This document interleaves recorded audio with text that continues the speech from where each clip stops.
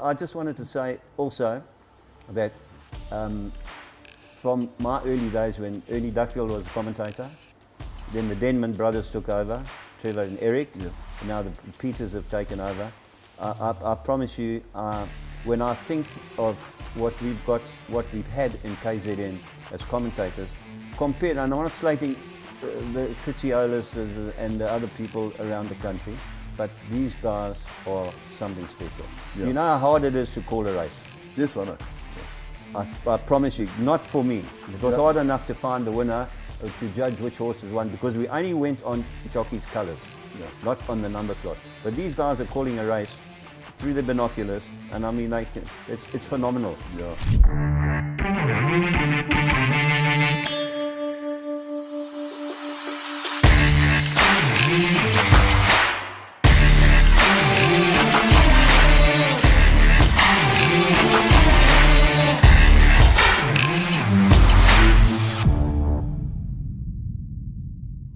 Good evening, was this good afternoon, but it's actually good morning. In the box seat, Warren is buggered off to the Midlands to go and make his voice known with all the breeders there. So I'm running solo today. I've got my Alamites on for a change because we're not at Summerfeld. But with me I've got a very special guest, a man who's been in horse racing for years. His whole family has been in horse racing for years, and he's been retired for a while. But Warren Eisele, the legendary judge. Thanks, Andy. Is that all you're going to say? No, I'm very proud. I'm very proud to be here and being associated with you for ages and ages. And it's nice to see you again. Yeah, you too. I mean, we've go back a long way. Long way, Andy. Long way. And you before me. A little while before you, I'd say. Yeah. But yeah.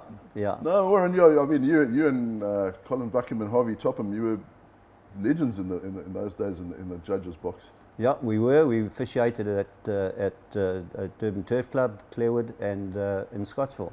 And those were good old days, I must be honest with you. Very exciting. Yeah, well, those are the days of wet paper and... We'll get to that. Sticking down the plug hole. We'll get to that. Warren, let's go back to where you came from. I mean, your grandfather was a judge. My grandfather came out here in the late 80s, 1896, and started the first horse race meeting in Johannesburg. It was called the Auckland Park Pony and Galloway Club. Yeah. Auckland Park, no, SABC. Yeah, so that's where it originated from. I don't know how he got here from Australia. He didn't swim, but he started it, and it's from then on it was a family sort of roller coaster. Yeah, but I mean it was passed on from your grandfather to your father. Well, then my grandfather, Charles was his name. He came down to Durban here, and he was associated with the Durban Turf Club. He was a member, and then he became the judge at the Durban Turf Club. And he went through a bit of trouble where one of the race meetings, I think the King and Queen were here, and the judge's box was right on the running rail at the finish post. And unfortunately he put up the wrong number, and they abandoned the race meeting after that. They went onto the track with picket fences. They pulled the fences out and everything, and they wouldn't let the horses go down for the next race. So the race meeting was abandoned. Yeah, well, those days they usually have a crowd here. It was big enough to have a riot. Yeah. That's true as well. Then my uncle Jack, he was my grandfather's assistant. And let me just tell you that where I come from, my father was a bookmaker. And he said to me, Warren, when you finish school, you've got to get into horse racing somehow as an official or something. You've got to keep on the legend of carrying on. Yeah. So I finished school, and I remember on Wednesdays bunking school, telling them I wasn't feeling well. Meantime, I was at Clearwood, the Garden Course, or Greyville, or Scottsville, and so it carried on. And I enjoyed every minute of it, I must be honest with you. So Jack was your uncle? Jack was my uncle, and then when my grandfather passed away, Jack took over. And I actually applied via my dad to the Durban Turf Club to become a handicapper. Right. And at that time, a man called Jack Bradford was a handicapper, and he interviewed me, and he said to me, I think I was about 19, 20 years old, and he said to me, son, when can you start? I said, well, as soon as possible. I said, but just one question, Mr. Bradford, how much are you going to pay me? He said, well... That sounds like you. Yeah. he said to me, we'll discuss that later. I said, no, I must know up front because I've applied for another position as a professional lifeguard. So it all started from there. Yeah, you're a great swimmer. You've always been involved in the sea. Andy, I still swim every day of my life. My wife and I, Annie, we swim 2Ks at Virgin Active Gateway every day. In the swimming pool, not in the swimming pool. No, yeah. We can't swim anymore in the sea because it's got E. coli, so they say. Yeah. But nevertheless, going back to my uncle, he was a very hard taskmaster. He said to me, look, if you want to go be a professional lifeguard, go, but don't ask me to recommend you into the racing circles if you don't like being a professional lifeguard. Yeah. So I swanned off on the beaches, North Beach, South Beach, the Bluff, Anstey's Beach and Pirates. And after 4 years, I said, no, I've had enough. Let me go back and cap in hand and ask my uncle if he'd take me on. So he said, yes, I'll take you on as a learner judge. Yeah, yeah. So that's where it started. That was in 1964. Correct. When Numeral won the July. There you are, yeah. That was your Engelhart's colours, green with the yellow cross sashes, and Raymond Rhodes, I think, rode it. Yeah, George Azzi. George Azzi, yeah. Yeah, well, yeah. I've done a bit of... You've done a bit of homework, Andy, eh? Yeah, I had to, yeah. Yeah. So then you, the assistant judge, who was after your uncle turned it up, and then Harvey Topham took over? No, Harley Topham was working with me, with my uncle at that stage. And then my uncle was, he was a motor mechanic by trade, but he was kind of like, excuse the pun, Jack Eisele, Jack of all trades. Yeah. And unfortunately, he had a massive heart attack putting in a light bulb. So Harley took over as the stand-in judge, and I was assistant. And there was a chap underneath me called Lionel Bush, you might remember. I remember Lionel, yes. Remember Lionel?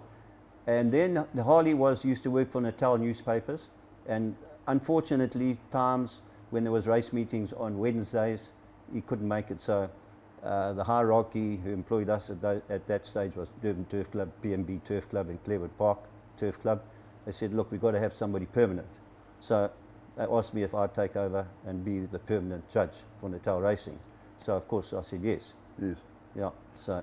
Well, Harley was still. Judge. Yes. Yeah. Harley was chief judge still, but he only used to officiate mainly on weekends and public holidays. Okay, right. And then Lionel was with you, and then Colin Buckham joined you in 1975. No, Colin, when I sort of didn't take the job with Jack Bradford as a handicapper, they were looking for somebody, and Colin was available. Yeah. And Colin was Jack Bradford's assistant handicapper. And I must admit, Colin was an absolute star in every aspect of what he did in racing. He's meticulous. Very much so. As far as handicapping was concerned, he knew everything about weights and this and that. And also when he worked with me in the judge's box, he was very, very sort of like pedantic about colours, saddle cloths, nose bands, blinkers, and all that type of thing. But in those days, it doesn't happen now. You and Colin, every single race, you used to go down to the parade ring, and I remember Colin saying you had bloody crosses and things and circles, and you had the same thing. Yeah, well, you know, we were taught the hard way by my Uncle Jack, and we used to go down to the parade ring to check if the jockeys, first of all, although it wasn't our job, was Stipe Henry Stewart's job right and colours. the Clark Scales.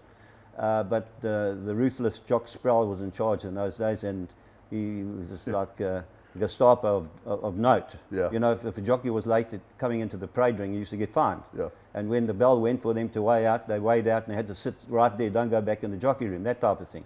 So Colin and I and Lionel Bush, we used to go into the parade ring and check the jockeys' colours, check the equipment, check the colour of the nosebands, and check all sorts of things, because it helped us when there was a photo finish or a close finish, Yeah. because we didn't judge by numbers. Yeah, of well, the no, horses. sometimes the numbers were obscured. The number cloth blew up, and you couldn't see the. But also, you got, it was a black and white photo. Correct. Yes. Yeah. Those were the days. Yeah, and it was where you, I can't remember, Joan Topham was Joan Topham was in the photo finish. photo finish, yeah. That was Harley's wife, Yeah. and she was excellent at her job, but she fell ill, and she turned the game up, and a lady called Bev McMurray took over, which she was just as good. Yeah, but those were the days with what do they call a wet photograph, or you had to Well, sit in the dark room. I remember sitting waiting outside the door. Can I explain it to you? Yeah. It's quite a classic. The photo finish in those days was done with the old camera negative from out of a camera. Yes. And prior to every race, the photo finish operator had to boil a kettle of hot water. Okay, so when the horses went past the post, she took the negative out the camera, put it in a solution with chemicals plus the hot water, took it out of the sink in the photo finish box, it used to stink, yeah. and had her hair dryer to blow it dry quickly, and then put it on a screen to blow it up so we could see exactly. Yeah. Well, she could see. Then she sent it down. She printed the photograph in black and white, and we had a drain pipe from the photo finish room into the judges box, and she used to send it down with a lead weight from upstairs downstairs, and that was the photo finish we had to decide on who won the race or not. Yeah. It was quite a classic, because sometimes the photograph used to get stuck in the pipe, and the public didn't know why. There was no result. Harley must have been great. Yeah. Oh no, he was pulling his hair out and everything. Like, people were shouting and screaming and swearing at us. No names mentioned, but it happened. And I'll tell you later on in the interview a couple of instances what prevailed. Yeah, well, it's completely different now. I mean, with the camera now, it's almost instant. Oh yeah. And it's in colour. You know, Andy, it surprises me. I like to watch racing when I can. It surprises me that the judges can announce the decision within seconds. And the other day I was watching a race up in the Halfveld, and I said to my colleagues that were sitting with me, I said, "Is this horse on the outside won it?" They said, "Yeah, definitely did." But the photograph came up, the other horse on the inside won it. So, I don't want to cause any problems or anything, but the result was posted, the money was paid out, and everybody was happy. But to me, no. And also, recently in PE, there was a controversial decision made by the judges down there, and they actually overruled it. They upheld it, and they changed the result. So it's quite a nerve-wracking situation to be in the judges' box. But as you say, in today's modern age and time, I mean, the equipment they got is phenomenal. Yeah, it's phenomenal. It's a hell of a lot easier now. Much than easier. it Much, used to be. much.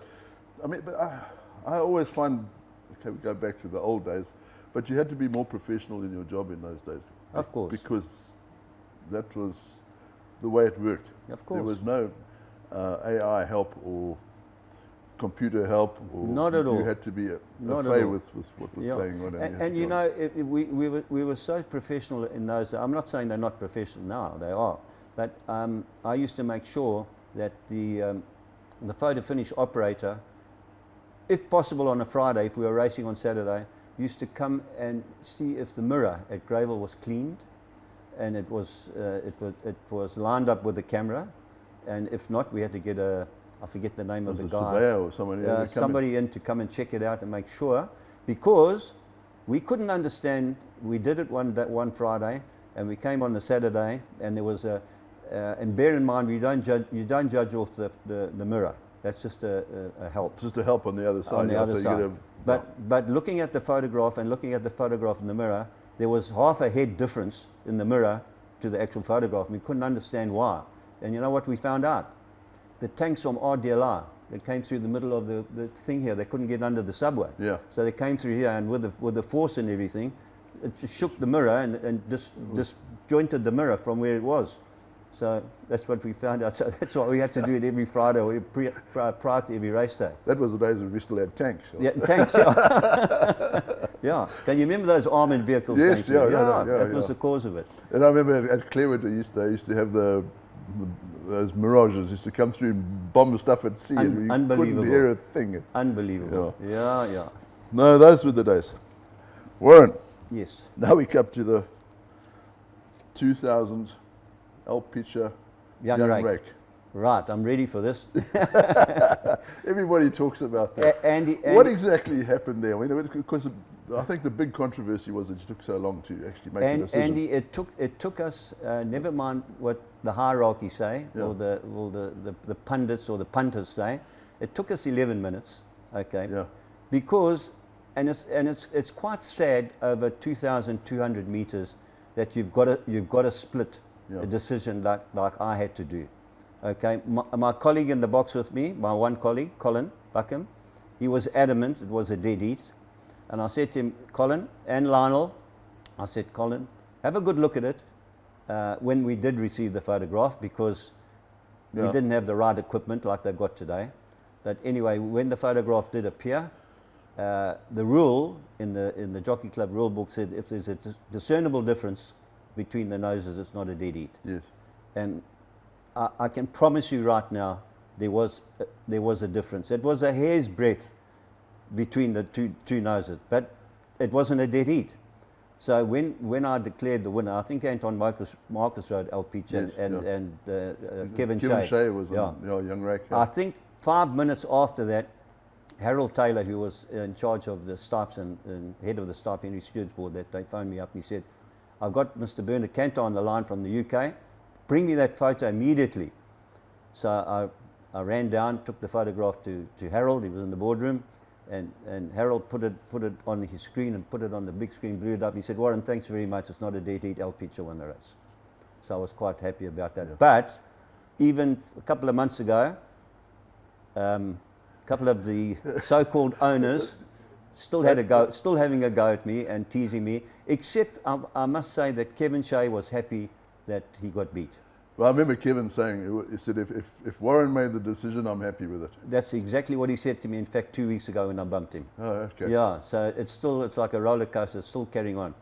But I can understand there was a lot of unhappy people as far as punters was concerned, owners concerned, and as I say, in a couple of other countries, they got a double line at the photo finish. And to get beat like that never mind, it could be a maiden race, but in a grade 1 Vodacom Durban July or something like that. I mean, it's shocking. So we could have made it a dead heat if we had a double line, but it wasn't a dead heat. I think someone they've actually made the line a little bit fatter. Well, a lot of people say, you moved the line. You can't move the line. You can move the horses to the line, but you can't move the line. It's cast in stone, and that's it. Yeah, because I remember that bath where you put the photograph in, there was a piece of wire that went across. You couldn't move it. No, you couldn't move it. No. So that was put to bed. A lot of controversy in newspapers afterwards, but it's all part of the game. People talk from their pockets, but I felt very sorry for the owners that we couldn't have made it. But I remember Bev McMurray, because she was in the photo finish, she said El Picha won. Yeah. She was quite adamant. She told us before she sent the thing down the pipe. Did she? Yeah. So that was the end of El Picha and Young Rake. But El Picha, I think, won the July before that. With Robbie Hill rode it. Yes. Yeah.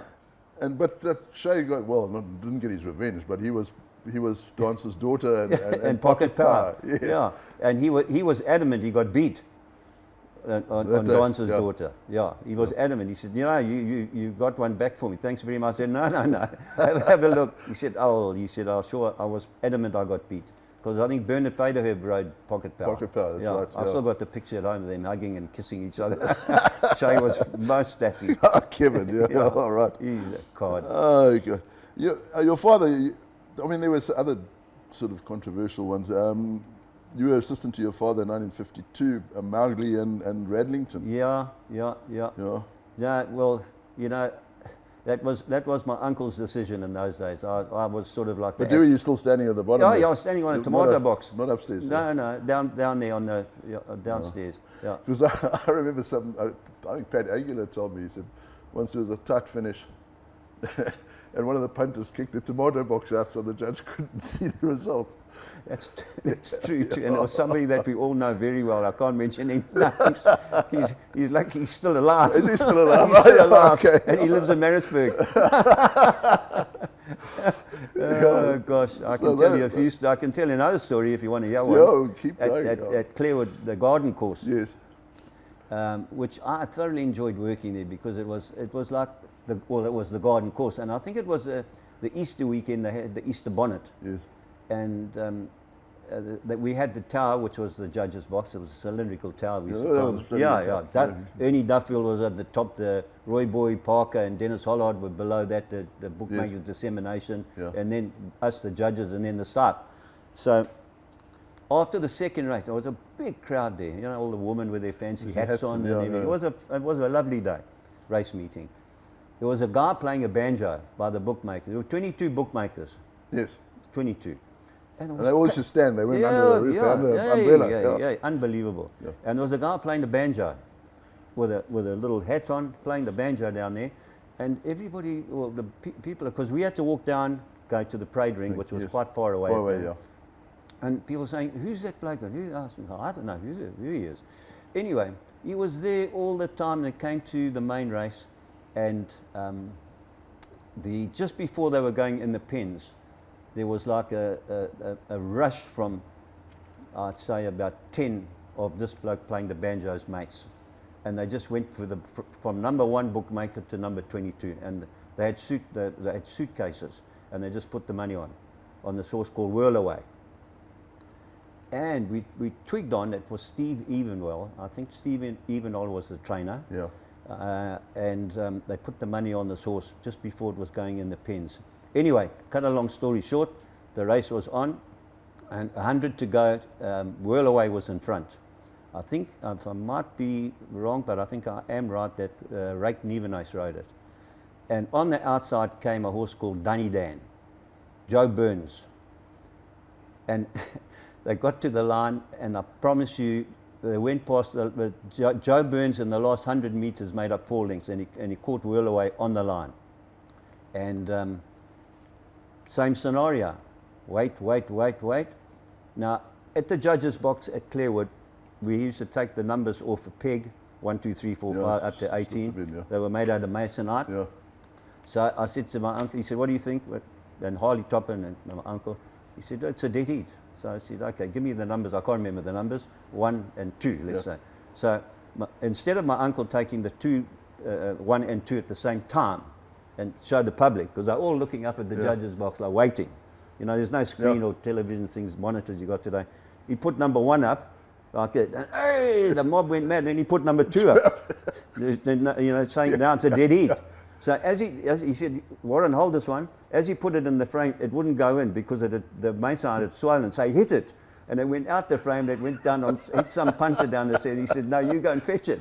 So I said, no, I'm not going down there because now there's controversy. Anyway, long story short, we put 1 and 2 in the frame, and not even 3 minutes later, boof, the judge's door got booted in, and here was the trainer demanding for us to come to the boardroom with him because it wasn't a dead heat. His horse Whirlaway had won.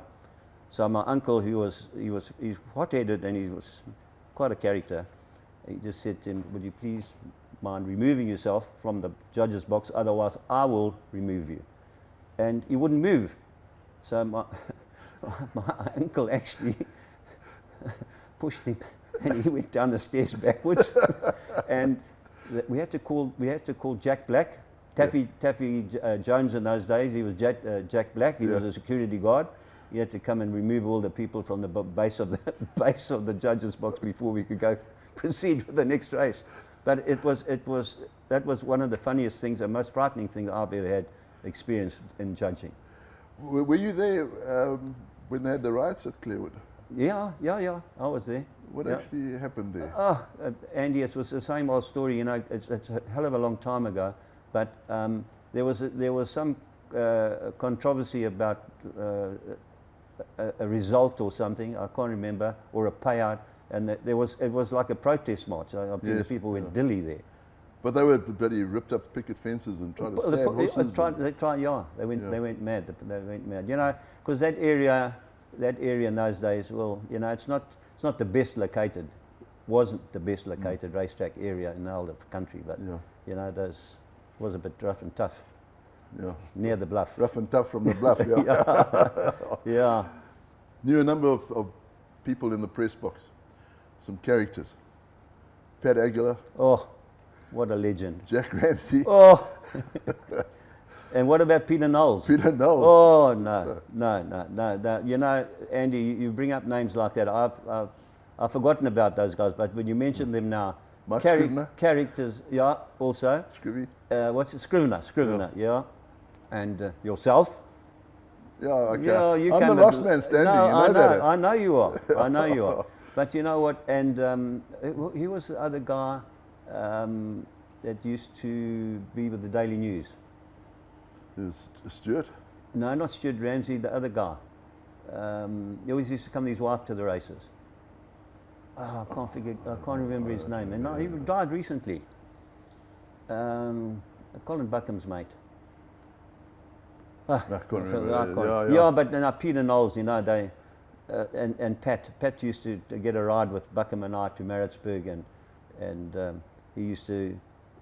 Buckham used to wake him up at the toll plaza and say, "Hey, I need £2 for the toll plaza." And coming back, he used to buy a bag of sweets, Pat, and he'd just say, "No, I'm not paying you £2. Have a sweet." Yeah. And you know, we used to carry on like that. But me being the lighty of the pack, I mean, it was hilarious at working with those guys. And Peter Knowles, I mean, he was a legend in his own lunchtime.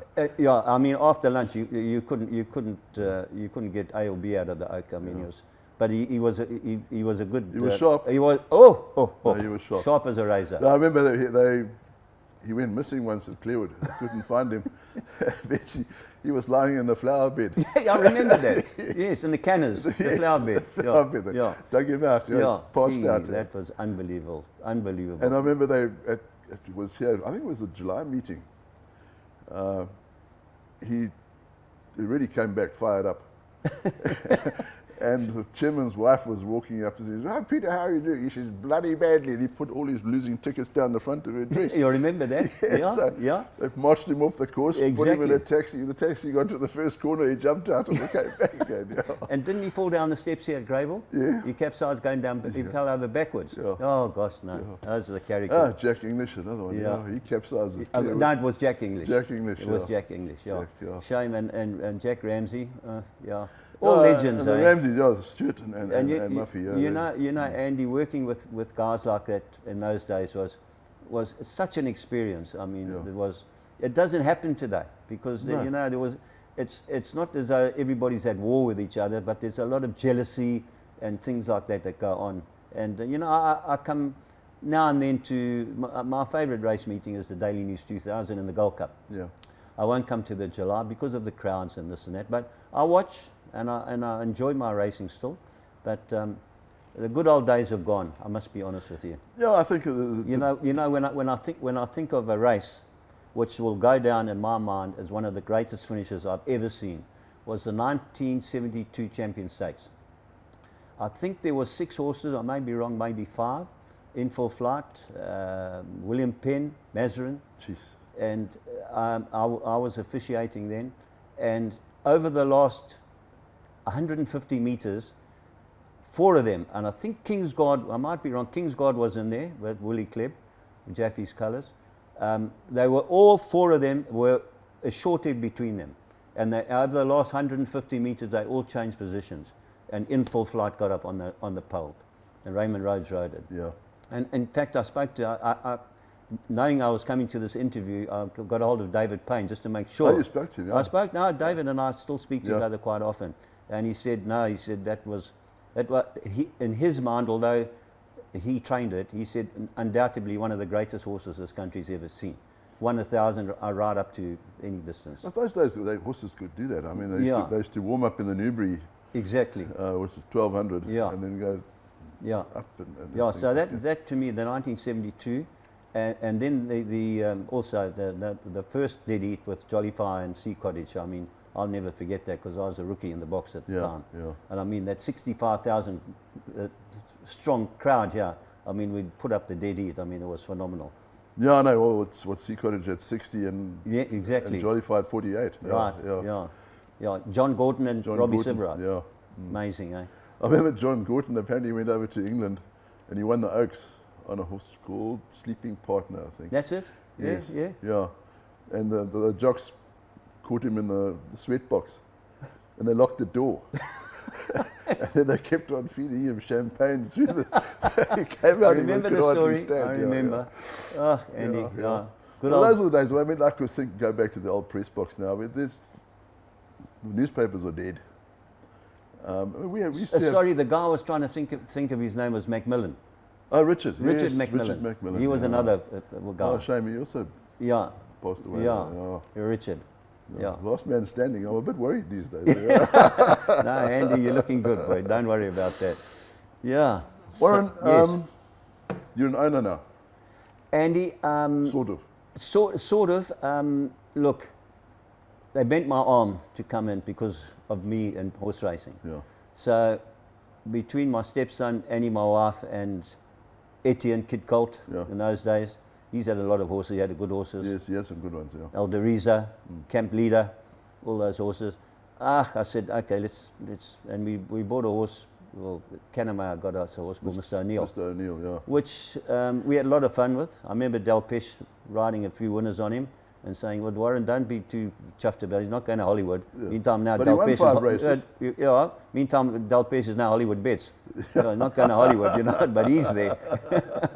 He won 5 races, placed a few times, but unfortunately had a serious accident at Summerfeld, Yeah. and we had to put him down. And from that day, I just said, no more. No more. No. My stepson had a Ryan Botsis. He's had a few. He's also bailed out, but we still love our racing. We still love to watch. It's sort of in your blood. Once it's in your blood, you can't even get rid if you of sit it. and watch it on television. I know. Yeah. You can't get rid of it. No. And as I say, I love to come now and then to watch it live here. But you weren't always a judge. I mean, you worked for Block and No, Tackle. I actually after doing my stint as a pro lifeguard, I joined a firm called Germiston Clothing, which had a depot in Mark Lane here in Durban, and I used to run the depot for them. Plus, also escape on a Wednesday to come racing. Yeah. And then after that, I ran a firm called Block and Leverton, which was accessories to the clothing industry. It wasn't Block and Tackle. It was Block and Tackle. Well, okay. that would have been a good name for it. Which was a listed company in conjunction with Burzak Brothers on the stock exchange, and I was there for 25 years. And then, I've lived in Umhlanga. I grew up in Glenwood. I went to Glenwood Boys High, but I never forget every Sunday, my family, my dad had an old Plymouth. You know what a dicky seat is? Yes.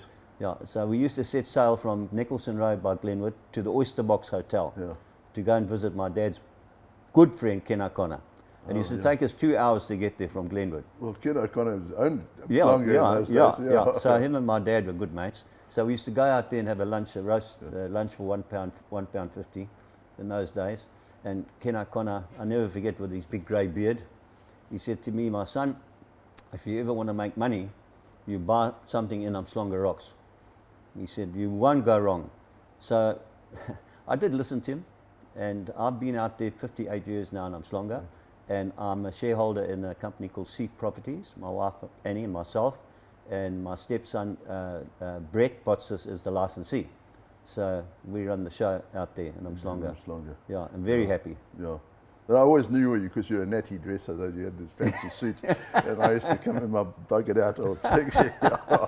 Andy, that means nothing, boy. Yeah. You know, the best thing today is if you got your health, you got everything. No, that's true. Yeah. Warren? After what I've seen and heard, that this one has just passed away, like the other day, Morris V. Now, I ran Morris V's football club. Yeah. Okay, Morris V. Lafferty was in there, Budgie Byrne was in there, Rodney Schnorr was in there, Billy Uren, Trevor Denman, Eric Denman. I mean, we used to have fun on Sunday mornings, and we were the top of the range. We were top down. Tubby Luckin used to bring the 5 dozen beers, and they were polished sometimes before half time. Well, Morris was Morris was a legend, and you know, and another thing that I used to do in my hood as a teenager, growing up to what I am today, is I ran for Morris V, the first discotheque in South Africa, and that was in Berea Road, called the Savoy, at the Savoy Hotel called the Switch.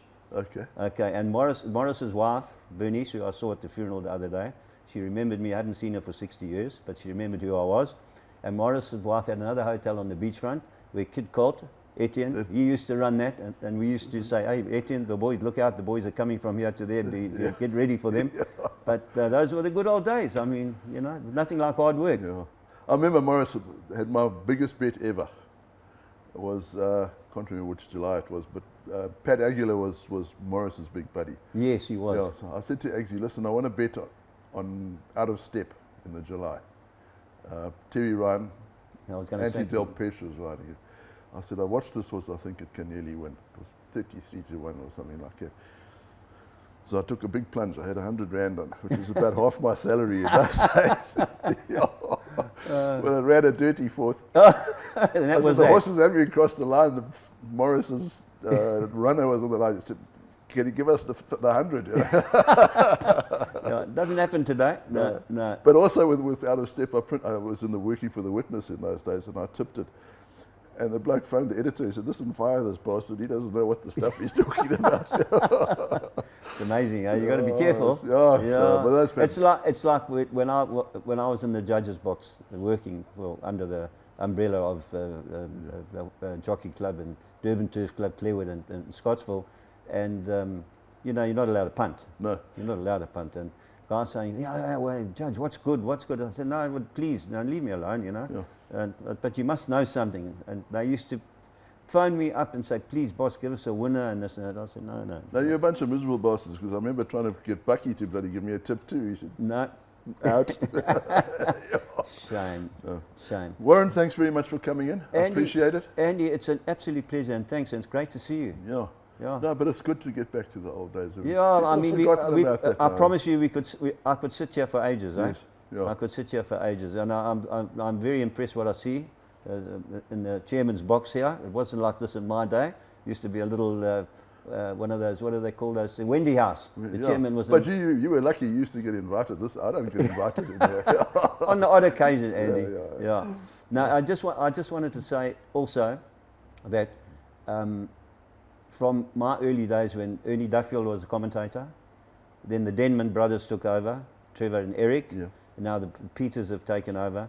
I promise you, when I think of what we've had in KZN as commentators, compared, and I'm not slating the Critziolas and the other people around the country, but these guys are something special. You know how hard it is to call a race? Yes, I know.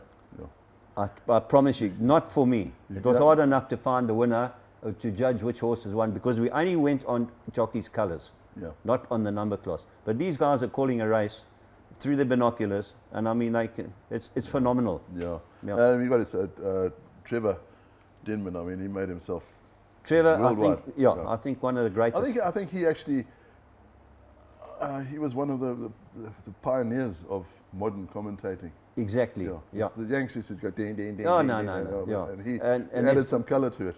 There's one guy, I don't know, I think it's not, I asked David Payne the other day, Randwick commentator, he says, no, you're talking about the guy that sniffs. Have you heard him? He doesn't turn the mark or like that. Drive me mad. I'd rather put it on mute. My wife just says to me, turn that off. I can't stand it like sniffing like that. Anyway, Andy, it was a pleasure. Good, Warren. Thanks very much. Anytime. It's great to catch up. And it's good to see you. Thanks, Andy. Good. And that's a wrap from here. We got rid of Len Furner, which was a bit of a bonus. So, as always, we'll see you in the number 1 box.